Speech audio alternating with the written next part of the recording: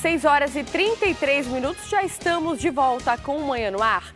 E chegou a hora da nossa entrevista do dia. E hoje a gente repercute aqui no estúdio o que foi destaque na política durante esse ano e faz também projeções para o cenário nacional para o ano que vem. Afinal, 2018 é ano de eleição e já há muita especulação nos bastidores. Quem vai fazer essa análise para a gente é o cientista político Elcio do Carmo. Bom dia, seja muito bem-vindo ao Manhã no Ar. Bom dia, Carol, bom dia aos nossos telespectadores. Bom, nós vamos começar falando de 2017, porque foi um ano politicamente movimentado, né? A gente teve crise econômica, delações, cassação, governo interino, eleições suplementares, uniões improváveis e operações da Polícia Federal que têm deixado muito político de cabelo em pé.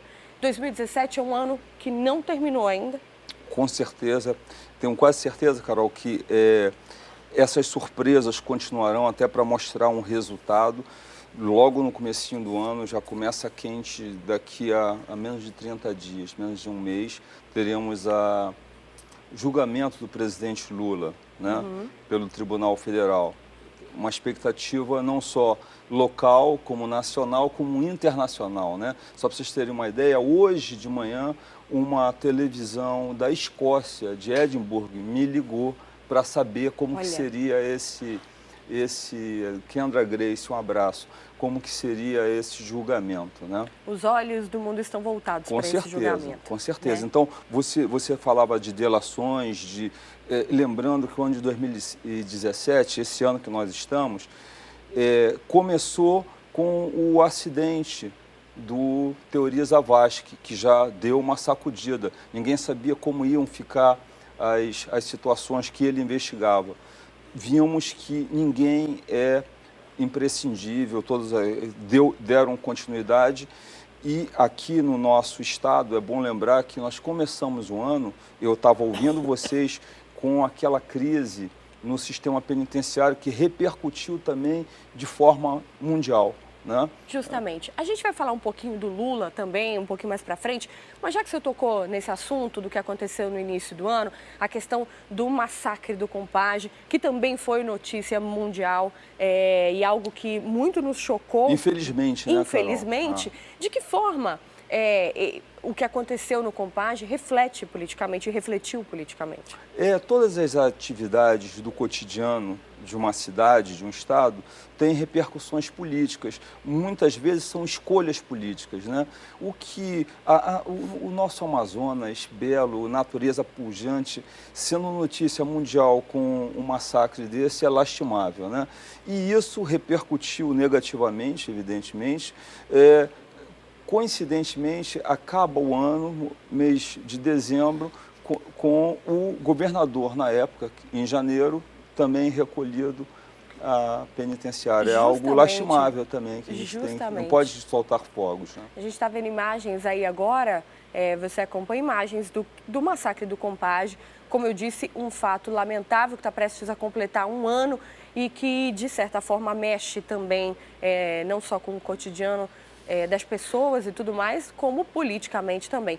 Agora o senhor falou um fato... Só um minutinho, Carol, não é prazeroso eu lembrar disso, não. Nem um pouco, lastimável, né? Infelizmente. Agora, o senhor tocou num ponto importante. Ex-governador José Mello, envolvido neste escândalo do desvio de verbas da saúde e preso.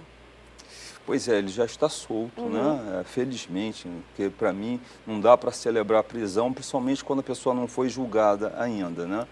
Mas vamos esperar o julgamento, vamos ver até que ponto, de fato, há envolvimento das pessoas que foram arroladas nesse caso. E o que se espera é cada vez mais transparência, o que se espera é que o sol seja a tônica e não as trevas, né? Ainda no âmbito regional, a gente precisa falar porque ano que vem podem acontecer muitas mudanças. A gente tem agora, tivemos uma eleição suplementar, Amazonino Mendes está então no comando, mas no ano que vem isso tudo pode mudar. Ele seria um forte candidato ainda? Eu não tenho a menor dúvida que sim. Estive aqui com vocês comentando as eleições suplementares e eu dizia que tinha cheiro, eu sentia que era uma eleição de 5 anos, ou seja, esse ano complementar e mais os 4 que virão. É interessante que o telespectador entenda. Vamos lá, nós estamos em 2017. Ano passado, 2016, houve eleição para prefeito. Está muito recente ainda, Carol. E as alianças para 2016 foi ano passado. Não se repetiram em 2017, um ano depois. Né? Você viu um antagonismo do que houve em 2016. Estamos em 2017, a eleição é daqui a menos de um ano, outubro de 2018. Ninguém sabe até que ponto as alianças que ocorreram para as eleições suplementares permanecerão. Né? Que outros nomes a gente poderia citar? Honestamente, Carol, eu não vejo algo de novo. Algo de novo seria talvez uma liderança trabalhista, trabalhadora, estudantil, empresarial. Eu não vejo os chamados outsiders, né? Alguém que está de fora desse cenário político. Então, eu acredito que permanecerão os nomes que nós temos aí. Com um detalhe, com a mini-reforma política, o tempo de campanha diminuiu. Isso inviabiliza que um candidato novo, com pouco espectro da grande mídia, ao se envolver, possa se projetar. Agora, então, acaba ficando um pouco do mesmo. E um pouco do mesmo, o telespectador e o eleitor, mais ainda, foi testemunha, gerou uma abstenção recorde na eleição passada. Sim. Você falou sobre novo, né? Sobre nada novo. Nós temos, por exemplo, um prefeito de 72 anos, Amazonino Mendes, governador quase com 80 anos. Em contrapartida, nós temos um eleitor cada vez mais atuante, mais jovem, mais criterioso e que cobra mais. Como essas duas coisas podem pesar ou ser um contraponto uma com a outra no ano de 2018? O que se espera é o exercício da cidadania constante, cada vez mais o eleitor um pouco mais criterioso nas suas escolhas. Só lembrando, Carol, e o eleitor, o telespectador que está nos vendo, em 2018 nós votaremos 6 vezes presidente e vice. Não vamos parar com essa ladainha de eu não votei nele, votou, é presidente e vice, né? Governador e vice. Nós elegeremos 2 senadores, é o momento do Senado ser renovado em 2/3. Né? Atualmente nós temos, acabando o mandato no Senado, o senador Eduardo Braga e a senadora Vanessa Graziotin. São os 2 nomes para o Senado. São as 2 vagas que serão abertas. Né? Sim. Eu não sei se eles voltarão, serão candidatos ou se irão para um outro posto. Né? Então, o eleitor vai votar 2 vezes para Senado. Posteriormente, deputado federal e deputado estadual, ou seja, vai votar 6 vezes. O que se espera quando ocorre isso é que haja uma movimentação maior e diminua a abstenção, que foi recorde na eleição suplementar. Agora, falando sobre presidência da República, nós temos de um lado Lula e do outro lado Jair Bolsonaro. Por enquanto, né? Por enquanto, sim, que despontam aí nas pesquisas, os dois. Como, né? Eu, na verdade, eu estou aqui mais para comentar e não para torcer. Eu torço pelo Botafogo, que é o melhor, a gente não discute isso. Mas, comentando, eu adoraria que outros nomes viessem. E nós já temos nomes aí que estão sendo incensados, né? Sim. Lembrando que há muito tempo, desde a eleição do presidente Fernando Henrique, que o PT e o PSDB acabam se rivalizando no campo nacional. Hoje não se ouve muito falar de um candidato de proa do PSDB. Há até a tentativa do prefeito de Manaus de participar de uma prévia, que é algo extremamente democrático, mas pouquíssimo utilizado nos partidos políticos, né? Até porque teria que enfrentar dentro do partido o presidente do partido, Alckmin. Com certeza. Então, não se sabe ainda. É claro que já se fala em Ciro Gomes, em Marina, e provavelmente um ou outro candidato mais periférico que virá. Volto a salientar que é o mesmo que ocorre no Estado. pouco tempo de campanha, pouco tempo para um candidato novo. Quando eu falo novo, Carol, não me refiro apenas à questão de idade, não, é de ideias, né? O que alguém está trazendo de novo? Qual é a grande novidade? Não se tem isso assim nesse cenário. Agora, caso o Lula seja impedido de ser candidato, quem seria o nome do PT? Pois o PT hoje, ele gravita muito em cima do nome do Lula, né? Você teria aí nomes periféricos, mas não que aglutinassem. Eu não consigo ver Aloysio Mercadante, eu não sei, Tarso Genro, vai se pegar alguém lá do Sul, aqui no Amazonas, que tenha renome, que possa ser lançado nacionalmente, eu não vejo, não. Então, talvez o Lula, que atualmente é o líder das pesquisas, pode ser que ele, se ele chegar a ser impedido, vamos ver como é que será o julgamento dia 24 de janeiro, pode ser que ele atue tal qual atuou na eleição da Dilma, na primeira eleição da Dilma, né? A Dilma era uma desconhecida e o Lula, através da sua popularidade, que é inquestionável, Hoje... do seu prestígio, ele conseguiu fazê-la alçar a vitória, né? Vamos ver. Hoje teríamos, então, um segundo turno entre Lula e Jair Bolsonaro, de acordo com as pesquisas. Olha só, as nossas opções, de acordo com as pesquisas, sim.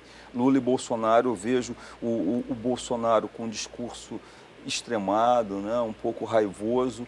Eu não sei, é bom que o telespectador lembre que o Jair Bolsonaro, deputado mais votado do Rio de Janeiro, ele disputou a presidência da Câmara.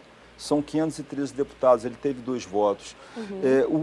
O grande empecilho para o Jair Bolsonaro eu perguntaria de você que está nos vendo agora, qual é o partido dele? Ninguém nem sabe. E aí, uma eleição presidencial, você precisa de uma estrutura partidária para te dar voto lá em Itamaraty, lá em Ijuí, no Rio Grande do Sul, né? Lá em Capão da Canoa, no Rio Grande do Sul, em Ilhéus, na Bahia. Então, e qual é o partido do Jair Bolsonaro? A gente nem sabe, o eleitor, o telespectador não vai lembrar. Isso eu não sei se vai facilitar o caminho dele, né? E algo que nos surpreende, né? Um candidato de extrema direita e que tem se despontado, tem sim, conquistado aí muitas considerável a vinda dele aqui ao Amazonas. Eu nunca tinha visto algo parecido, né? Vamos ver. Eu acho que veio um discurso muito forte do Ciro Gomes aí, tá? Eu estou sentindo esse cheiro. Tem a Marina Silva também, que na última eleição ela foi bem votada, né? Ela ficou ali em terceiro lugar. Ela durante um momento, ela ficou como se fosse a vencedora, assim. Eu acho que vai ser um outro nome. Outros nomes virão também que gerarão barulho. Eu estou aguardando um nome do PSDB forte, que o PSDB sempre entrou com um nome forte nas eleições, né? Ninguém diria que o prefeito de São Paulo iria ganhar no primeiro turno. Isso foi ano passado, 2016. Né? Então, o PSDB tem uma estrutura grande. O PMDB, a gente não pode negar, Carol, a força do PMDB. Eu até brinco que em qualquer município brasileiro vai ter lá a igreja, o Banco do Brasil e a sede do PMDB. Então, eles estão extremamente estruturados, eles nunca foram protagonistas, mas sempre foram os atores coadjuvantes, sempre estiveram ali como vice ou apoiando algum candidato desde a eleição do presidente Fernando Henrique. Você acha que vai ser uma eleição diferente na perspectiva do eleitor? Porque a impressão que eu tenho, inclusive como cidadã, como eleitora, é de que a postura do eleitor brasileiro tem mudado. Até por conta de tudo isso que a gente tem visto, né? Desses escândalos políticos, políticos sendo presos, algo que a gente não via anteriormente. Dessa vez, nós vemos nomes fortes, grandes nomes aí envolvidos em escândalos e sendo presos. Você acha que... Não se imaginava, Carol, essas pessoas na cadeia, Não né? se imaginava. Governadores, ministros, deputados, senadores. Governadores isso sendo não presos. existia há 3, 4 anos atrás, era inimaginável. Era inimaginável. E você acha que a postura será uma eleição diferente na perspectiva do eleitor? A postura do eleitor brasileiro mudou? Tem algo que eu faço uma leitura e algo que eu desejo. A minha leitura, na verdade, é que o abstencionismo vai ganhar força cada vez mais. Porque essa visão crítica do eleitor que você se refere, que você até se coloca como cidadã, ela gera um antagonismo com a prática eleitoral. Ou seja, os nomes serão os mesmos, o eleitor cada vez mais crítico, ele diz, nesses eu não vou votar. A gente pode ver que houve uma abstenção recorde, primeira vez que eu vejo a abstenção mais voto nulo e branco na eleição suplementar foi superior ao primeiro colocado. Isso não é apenas um fenômeno local, Carol. É bom que o eleitor, que o telespectador entenda que nas eleições europeias é muito comum uma abstenção de 51%, 56% já houve na Suécia. O eleitor está cada vez mais crítico e cada vez ele acredita menos nessa democracia representativa. O candidato, ele tem um discurso, quando ele é eleito, ele pratica outra coisa. Então, isso gera um desgaste. Eu acredito, infelizmente, eu faria um clamor. Por favor, vamos nos interessar, vamos votar, vamos participar. Mas o que eu vejo é que o abstencionismo tende a crescer cada vez mais. Ele talvez em forma de protesto, né? Com Uma certeza, forma com da população, do eleitor, manifestar na urna aquilo que ele pensa, a indignação, o desgosto, sim. né? Que ele tem tido aí ao longo do tempo e de acordo com o que a gente tem visto aí todos os dias acontecendo. Mesmo assim, exercer a cidadania e ir às urnas seria a melhor forma de direcionar o país, a nossa cidade, da maneira que nós pensamos ser a melhor. Carol, você começou esse nosso bate-papo falando sobre a importância da participação. Isso é um fato, né? Ir às urnas consciente é a melhor forma de você tentar mudar alguma coisa, ainda que mínima. A abstenção, o dane-se, o tanto faz, o voto nulo e o branco não ajudarão. Só que o eleitor está desgastado com os políticos. Só para finalizar, bem rápido, agora na convenção do PSDB, o presidente Fernando Henrique começou dizendo algo muito forte. O povo está enojado dos políticos, palavras do ex-presidente. Isso é um fato, né? Então vamos ver, eu espero que a população se miscua, se intrometa e vote consciente. Mas, infelizmente, isso aqui é o que eu espero, mas, infelizmente, o que eu vejo é que o abstencionismo tende a crescer. Tá certo. Elcio, obrigada pela participação aqui no programa, programa, esclarecendo as questões políticas para a gente, fazendo projeções para 2018. Volto a lembrar, um ano importantíssimo para o futuro do país. Eleições para 6 cargos e Copa do Mundo no meio. Tudo junto e misturado. Isso, com certeza. Obrigada pela participação. Feliz ano novo para o senhor. Para você também, para todos. Obrigada, bom dia. E agora a gente vai fazer nossa interação com a Rádio FM O Dia 93.1, onde estão Cleiton Pascarelli e Nayandra Amorim. Quase que não sai. Bom dia, tudo bem com vocês? Bom dia! Bom dia! Bom, vamos falar aqui de um assunto que é destaque no Jornal A Crítica de hoje, está inclusive na capa, né, sobre os custos de cada parlamentar. Quanto custou cada deputado estadual, hein, para o consumidor? Quer dizer, para o consumidor não, para o contribuinte. Cada deputado, nós temos 24 deputados na Assembleia Legislativa, Wilson. Cada um custou 9.700.000 reais.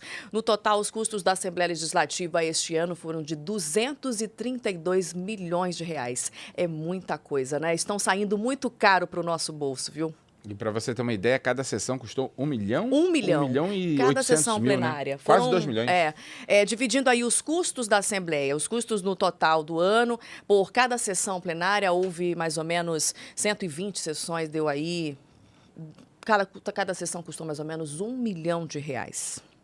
Olha só, talvez o que nos deixa muito frustrado, talvez não seja o valor que custou cada parlamentar, mas é a efetividade de cada parlamentar, né? O que ele fez por mim enquanto cidadão, o que ele fez por você, e a gente está acompanhando no final deste ano uma série de denúncias que foram feitas pelo Ministério Público Federal de desvio de dinheiro, né, da saúde pública. Onde é que estavam esses parlamentares quando tudo isso acontecia? Até porque vale lembrar que o papel, né, dos parlamentares, do poder legislativo, é fiscalizar o poder executivo. E parece que, quanto a isso, tinham dormido no ponto. Tanto é que, mesmo após a Operação Maus Caminhos, que foi deflagrada no ano passado, né, a Assembleia ainda fala em possibilidade de abrir uma comissão parlamentar de inquérito para averiguar gastos em outras pastas. Mas é só debate. Pois é, o que incomoda muito, né, fazendo um balanço desse ano, é que eles ficam muito no debate. Né? Eles falam em CPI, aí não conseguem as assinaturas suficientes para abertura de uma comissão, por exemplo, o CPI da AFEAM, que não foi para frente, que não vingou.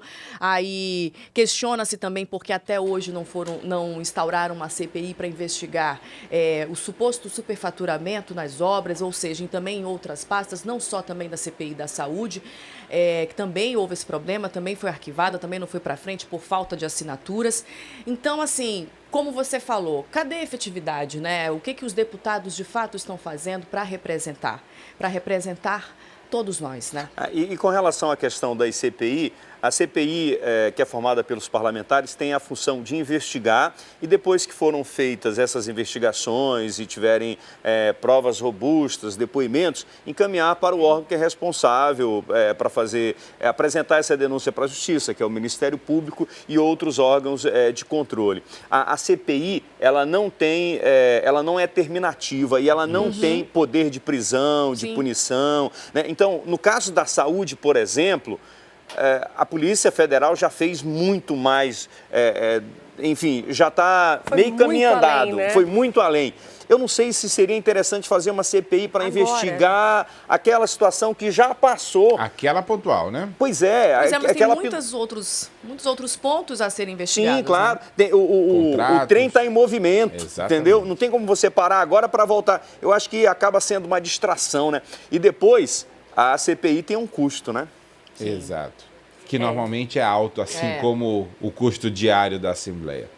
E o sentimento é esse mesmo que fica, né? O que eles têm feito ou fizeram por mim, por você, por nós todos, para valer todo esse dinheiro que é gasto, né? Enfim, vamos mudar de assunto?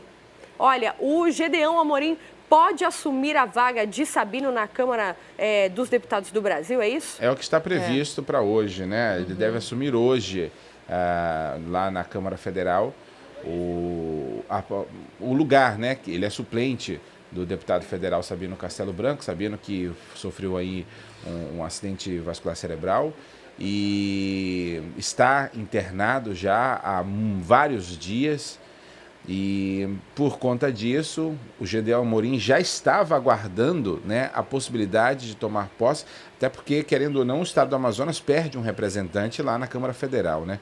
Tudo bem que vai tomar posse e já tem um recesso, mas vamos aguardar aí. Pois é. Eu, inclusive, não faz muito tempo, eu estava lá na Câmara dos Vereadores, né? Inclusive fui conversar com o vereador Gedeão Amorim justamente sobre esse assunto e ele não quis gravar entrevista, né? Mas limitou a dizer que, de fato, é algo constrangedor para ele, né? Assumir uma vaga na Câmara Federal sob essas circunstâncias. Sabino continua internado, a família ainda não divulga, né, qual é o estado dele, mas ao que tudo indica é quase improvável que ele retorne ao mandato, né? Já expirou o prazo, né, que um deputado, que um parlamentar pode ficar afastado por questão de saúde. A família foi junto ao presidente da Câmara dos Deputados e lá o presidente estendeu essa assistência que a Câmara dá ao parlamentar. Exatamente, que é algo em torno de 120 dias. Muito obrigado, Nayandra. Obrigado, Cleiton Pascarelli. Bom fim de semana. Feliz ano novo para todos vocês. Feliz ano novo. Aproveita a virada do ano. Que 2018 seja ainda melhor para o Manhã no Ar, que foi 2017, que eu sei que, inclusive, na audiência bombaram bastante aí, só cresceram, e que 2018 seja muito melhor. Amém, será. O programa aí também na rádio, viu? Tá bombando.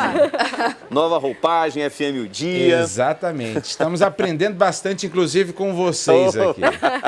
Quanta bondade. Tchau, tchau. Obrigado, querido. Um abraço. E atenção, pais que ainda não fizeram a rematrícula dos filhos na rede pública de ensino. O prazo termina hoje. Quem tem os detalhes desse assunto é a repórter Thea Morel. Olá, Thea. Quais os procedimentos necessários para garantir a vaga?